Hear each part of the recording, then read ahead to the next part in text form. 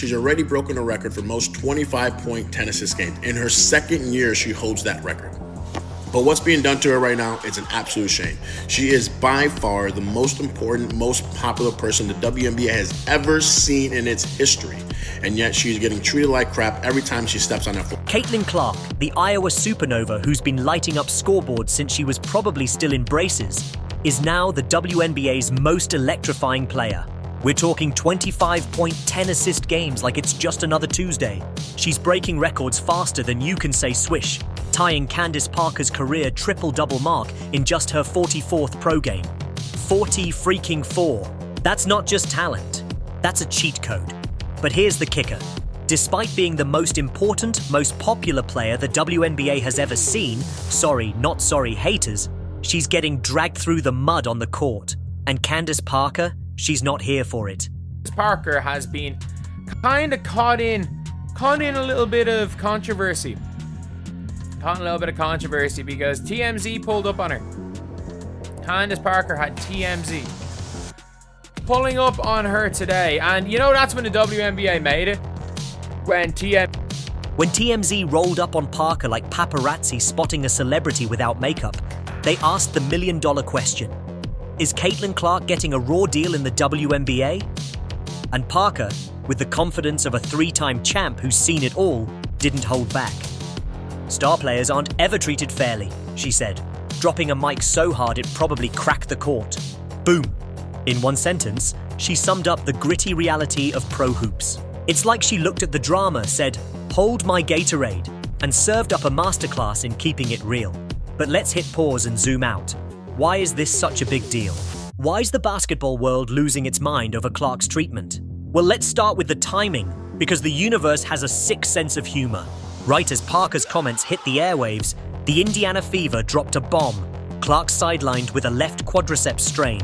Yeah, you heard that right. The woman who hasn't missed a game since Obama was president, 139 games at Iowa, 44 in her rookie WNBA season, is out for at least 2 weeks. Minimum.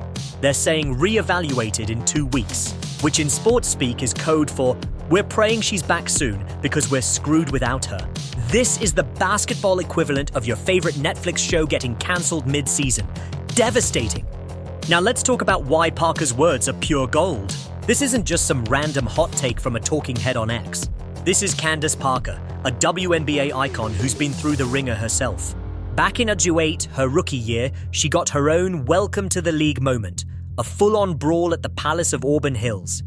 We're talking fists flying, elbows swinging, pure chaos. So when Parker says stars get targeted, she's not just preaching, she's speaking from the scars. It's like if Beyoncé told you the music industry's cutthroat, you'd listen, because she's lived it. But here's where it gets messy. Clark to miss at least 2 weeks with a suffered left quad strain, a minimum, folks, keyword here, minimum of 2 weeks. That's when they're saying she's going to be reevaluated. Not everyone's buying the Caitlin's being unfairly targeted narrative. ESPN's Rebecca Lobo, another WNBA legend, is out here playing devil's advocate. She's like, nah, this is just how the league rolls. According to Lobo, Clark's getting the same rough treatment every elite player faces. It's like showing up to a barbecue expecting a salad. WNBA vets don't play soft. But even Lobo admits Clark's dealing with some next-level heat. We're talking defenders picking her up 94 feet from the basket, face-guarding her 35 feet out when she doesn't even have the ball. That's not defense. That's a personal vendetta. It's like someone tailgating you on the highway when you're already going 80. Chill, bro. Let's break it down with a quick analogy. Imagine Clark's the new kid at school who's acing every test, winning every talent show, and stealing every spotlight. Naturally, the seniors are going to test her. That's what's happening on the court. Vets are throwing elbows, setting hard screens, and giving her the business to see if she's got the grit to hang. But here's the thing, Clark's not just hanging, she's thriving. She's averaging 19 points and a league-best 9.3 assists through 4 games this season. She was on track for an MVP caliber year before this injury hit. That's not just talent, that's a revolution.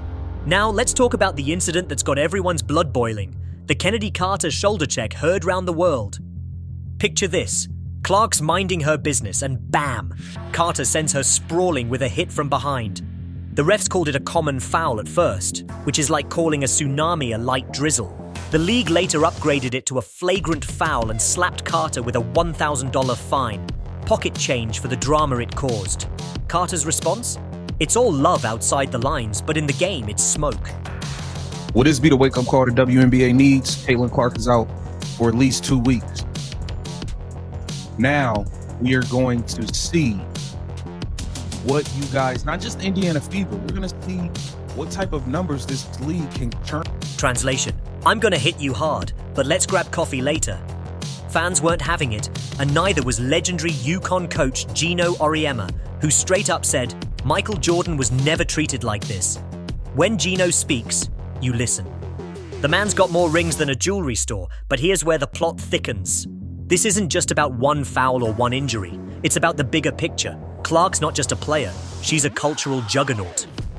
She's the WNBA's golden goose, driving an estimated $875 million in economic impact for 2025. Ticket sales for Fever games are rive-eye. So why's the WNBA acting like they don't see the dollar signs? Some players and analysts are out here calling her fan base problematic, throwing around words like racist and dismissing the new eyeballs she's bringing to the league. Brittany Griner even said she doesn't want those new fans if they're not the right kind. Yo, Brittany, take the W. More fans mean more money, more exposure, more everything. It's like turning down a winning lottery ticket because you don't like the cashier. I mean, CBS or ABC Games / ESPN, one was 2.4 million, the other was 2.22 million. Caitlin Clark's landing some massive television ratings. And this is what is... Let's keep it 100. Clark's impact is bigger than any one player, any one controversy. She's not just breaking records, she's breaking barriers. Analysts are comparing her to Larry Bird's NBA takeover in the 80s, but even that feels too small. Bird joined a league that was already popping. Clark's out here turning the WNBA into a mainstream monster, dragging it from the sidelines to the spotlight. She's got the college fan base, the charisma, the skills, and the kind of star power that makes casual fans tune in. It's like she's the Avengers, endgame of basketball. Everyone's watching, whether they're into superheroes or not. But with great power comes great, well, you know. Every move Clark makes is under a microscope. Every foul, every turnover, every quote gets dissected like it's a CIA file. And now, with her sidelined, the WNBA's facing a litmus test. As one analyst on the Pat McAfee show put it, if the ratings tank without her, it's proof she's the one carrying the league on her back. The Fever already felt the sting. Their first game without Clark was an 83-77 loss to the Washington Mystics, a team that was on a 3-game skid. Ouch. That's like forgetting the lyrics at your own concert. And don't get me started on that final play against the New York Liberty, where Natasha Cloud stripped the ball from Clark in what should have been a foul. Cloud was like, I knew she was going left, so I poked it out. Smart play, sure, but it was a body check, a wrist hack, and an arm smack all in one. No call? Really? Clark's earned better than that. She was Rookie of the Year, first team All-WNBA, and top 5 in the league last season. That's not just star power, that's supernova status. So where does Candace Parker fit into all this? Her comments are a lighthouse in the storm. She's not just hyping Clark up, she's giving context. She's saying, yeah, this is what it's like when you're the best. Michael Jordan had the Pistons' Jordan rules. Kobe faced constant double teams. Is really impressive. The game peaked at 3.24 million viewers, became the 6th most watched WNBA regular season or playoff game since 2001. Think about that. The 6th highest rated. LeBron's been dodging shade for 20 years. Clark's no different. She's just doing it in a league that's still figuring out how to handle a star of her magnitude. Parker's been there, done that, and got the championship rings to prove it. When she says, everybody has a different path, it's like Yoda dropping wisdom on Luke Skywalker. Listen up. But let's not pretend this is all rosy. The WNBA's got some growing pains. For years, it's been a tight-knit subculture, almost a counterculture, where gritty play and unwritten rules were the norm. Now, with Clark's arrival, the league's under a spotlight brighter than a Coachella stage. Every hard foul, every snarky comment, every missed call gets amplified. And that's not a bad thing. It's a chance to grow. As one ex-post put it, the WNBA needs more professionalism, more accountability, more likability. You want fans chanting for your players, not rolling their eyes? Clark's injury? It's a gut punch, no doubt. She'll miss key games, including a spicy matchup against the Chicago Sky on June 7th. For a player who's never sat out, this is uncharted territory. Her coach, Stephanie White, is trying to spin it like a politician, saying it's a chance for the team to find its identity and for Clark to observe from the sidelines. Sure, Jan. Losing your star playmaker is like trying to bake a cake without flour. It's not gonna rise. The Fever built their whole system around Clark's wizardry, and now they're scrambling like a reality show contestant in a cooking challenge. But here's the silver lining. This moment is a chance for Clark to grow, just like Parker did. Adversity builds legends. When she comes back, and she will come back, she'll be tougher, smarter, and hungrier. Parker's words are a reminder that greatness isn't just about stats. It's about surviving the gauntlet. Clark's already rewriting the record books, but this injury, this drama, this scrutiny, it's all part of the journey to becoming untouchable. So, what's the takeaway? The WNBA needs to wake up and smell the coffee. Caitlin Clark isn't just a player, she's a once-in-a-generation force. She's bringing fans, money, and attention the league's never seen. Instead of letting her get buried under cheap shots and bad calls, protect your investment. Body foul Caitlin, rammed her, then hacked her across the wrist, then hit her arm as she attempted to get the shot up. No call. Loose ball. Turnover. Celebrate her. Build around her. And for the love of hoops, stop acting like her success is a threat. As Parker said, this is what greatness looks like. Clark's just getting started, and the WNBA better catch up before she lol. This tea is spicier than a tabloid headline about a Hollywood breakup caught on a grainy iPhone video. We're talking about Caitlin Clark, the WNBA's golden girl, the record-shattering supernova who's got the league shook to its core.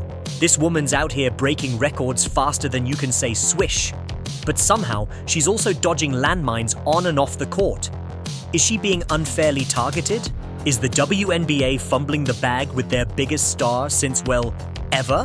And why did Candace Parker, a three-time champ and absolute legend, just drop a truth bomb that's got the basketball world buzzing like a hive of caffeinated bees? Grab your popcorn, slam that subscribe button, and let's unpack this delicious mess with all the wit, shade, and high-octane energy you can handle. This is going to be a wild ride, so let's get it. Let's set the scene, because this drama didn't just pop up overnight like a viral TikTok. Caitlin Clark is the WNBA's brightest star, a 22-year-old phenom who's been lighting up scoreboards since she was probably still rocking braces and pigtails. We're talking about a player who, in her second year in the league, has already smashed the record for the most 25-point, 10-assist games. That's not just talent, that's a cheat code. She's tied Candace Parker's career triple-double mark in just her 44th pro game. 40-4! Most players don't even get close to that in a decade. This is the kind of stat line that makes you double-check the box score to make sure it's not a typo. But here's the kicker, and hold on to your seats for this one. Despite being the most important, most popular, most game-changing player the WNBA has ever seen. No call? I mean, Caitlin Clark has at least earned that call at home in that moment. Not only was she obviously Rookie of the Year last year, but she made first team All-WN. And I'm talking bigger than Diana Taurasi, bigger than Lisa Leslie, bigger than anyone in the league's 28-year history. She's getting dragged through the mud on the court. It's like the WNBA looked at their golden goose and said, nah, let's clip her wings. And Candace Parker? She's not here for it. Not one bit. When TMZ rolled up on Parker like paparazzi spotting a celebrity sneaking out of a club at 3 a.m. But they asked the question that's been burning up group chats, X threads, and sports bars everywhere. Is Caitlin Clark being treated unfairly in the WNBA? And Parker, with the confidence of someone who's got 3 championship rings and a resume longer than a CVS receipt, didn't even hesitate. Star players aren't ever treated fairly, she said, dropping a mic so hard it probably cracked the hardwood. Boom. In one sentence, she summed up the gritty, unfiltered reality of professional basketball. It's like she looked at the chaos surrounding Clark, took a sip of her coffee and said, "Y'all thought this was new? Let me school you." Parker's not just throwing shade. She's shining a spotlight on a truth that's been true since the days of short shorts and Converse sneakers. If you're the best, you're gonna get tested, targeted, and maybe even tackled. To the point that she may need to step away from the WNBA, have a billionaire come in that has the money to prove a point, and say, Caitlin, I'll pay you $50 million just... But let's hit pause and zoom out, because this isn't just about one spicy quote or one viral moment. This is about a league at a crossroads, a player rewriting history, and a drama that's got more layers than a reality TV reunion special. Why is Parker's statement such a big deal? Why is the basketball world losing its collective mind over Clark's treatment? And what does it all mean for the WNBA, a league that's finally getting the mainstream spotlight it's been chasing for decades? To answer that, we gotta dive deep, deeper than a Reddit thread at 2 a.m., and break down the context, the controversies, and the straight-up chaos surrounding Caitlin Clark's wild ride in the WNBA. First, let's talk timing, because the universe has a sick sense of humor when it comes to drama. Right as Parker's comments hit the airwaves like a breaking news alert, the Indiana Fever dropped a bombshell that sent shockwaves through the basketball world. Caitlin Clark, the Iron Woman who hasn't missed a game since she was a sophomore in high school back in 2017, is sidelined with a left quadriceps strain. Yeah, you heard that right. The player who's been more durable than a Nokia flip phone, 139 games at Iowa, 44 in her rookie WNBA season, 0 absences, is out for at least 2 weeks, minimum. They're throwing around the word re-evaluated like it's a magic spell, but in sports speak, that's code for we're crossing our fingers and hoping she's back soon because we're straight up screwed without her. To see if the WNBA can make it without you, let's go create a complete different league and expose the hell out of the WNBA just to embarrass this Angel Reese girl that Jameel Hill just said she could go down as a Michael Jordan of WNBA. Yeah. This is the basketball equivalent of your Wi-Fi going out during a Netflix binge. Devastating, heartbreaking, and just plain rude. Now let's talk about why Parker's words are pure, unfiltered gold. This isn't some random hot take from a keyboard warrior on X or a talking head trying to go viral. This is Candace Parker, a WNBA icon who's been through the fire and come out shining. Back in 2008, her rookie year, she got her own welcome to the league moment, and it wasn't pretty. We're talking a full-on brawl at the Palace of Auburn Hills. Parker's perspective is like a masterclass in Basketball 101. She's not just hyping Clark up, she's giving context to the madness. When TMZ asked her about Clark tying her career triple-double record so early in her career, Parker could have been petty. She could have thrown shade or played the back in my day card. Instead, she was all class. It's awesome, it's great. I think she has so many more years to come of greatness, she said, with the kind of vibe you'd expect from someone who's secure in their legacy. Culture developed, a counterculture developed, where all these little things that they do seem normal, but it's really not and not acceptable. We need more professionalism, a higher standard when it comes to... It's like watching a queen pass the crown to the next generation. No drama, no ego, just respect. Parker's not threatened by Clark's shine. She's celebrating it, and that's the kind of energy that makes her a legend. But let's get to the meat of this drama, because it's juicier than a reality show cliffhanger. The debate about Clark's treatment isn't just some fan-driven conspiracy theory cooked up on X. This is a legit conversation that's been simmering since her rookie season, and it's got more layers than a 7-layer dip at a Super Bowl party. The physicality Clark faces on the court is next level, even for the WNBA, a league known for its grit and grind. We're not talking about your standard hard fouls or tough defense. This is unprecedented for a rookie. Defenders are picking her up 94 feet from the basket, face guarding her 35 feet out when she's not even touching the ball. It's like they're guarding her the way you'd guard a toddler near a hot stove. Every move, every second, no breathing room. And multiple incidents have fans, analysts, and even legends like Parker and Gino Auriemma wondering, is this just competitive basketball? Or is something deeper, maybe even personal going on? Let's rewind to the incident that set the internet on fire. The Kennedy Carter shoulder check that's still living rent-free in every basketball fan's mind. Picture this. Clark's out there doing her thing, probably about to drop another dime or hit a logo 3, when bam, Carter comes in like a linebacker, sending her sprawling to the floor with a hit from behind.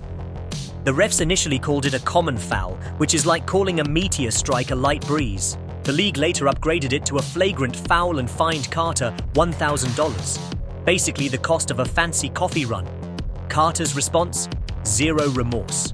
It's all love outside the lines, but in the game, it's smoke. she said, which is basically code for I'm gonna hit you hard, but let's grab brunch later. Fans were livid, analysts were divided, and the clip went viral faster than a celebrity wardrobe malfunction.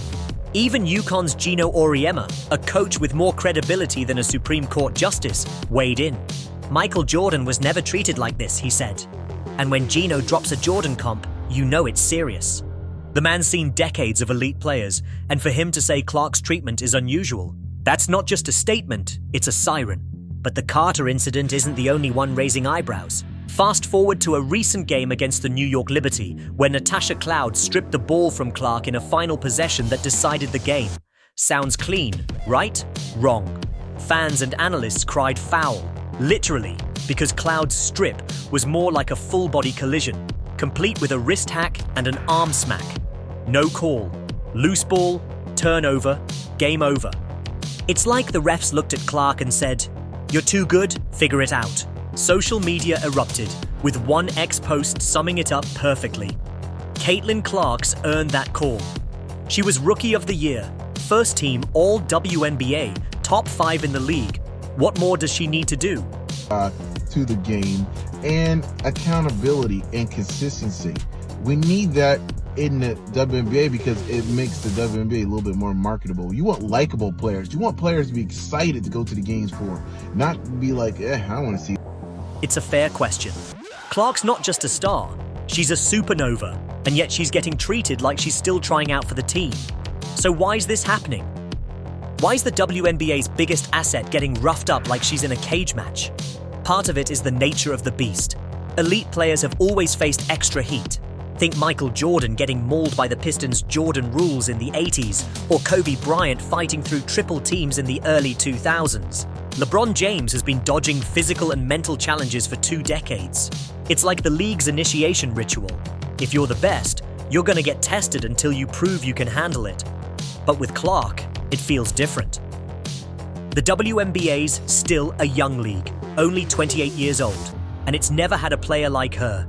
Someone who brings a massive college following, sells out arenas, and gets casual fans to tune in. She's not just a basketball player. She's a cultural force, a one-woman marketing machine driving an estimated $875 million in economic impact for 2025. That's not a stat, that's a flex. Let's break it down with a quick analogy, because I know y'all love a good one. Imagine Clark's the new kid at school who's acing every test, winning every talent show and stealing every spotlight. She's got the cool sneakers, the perfect hair, and a fan club that sees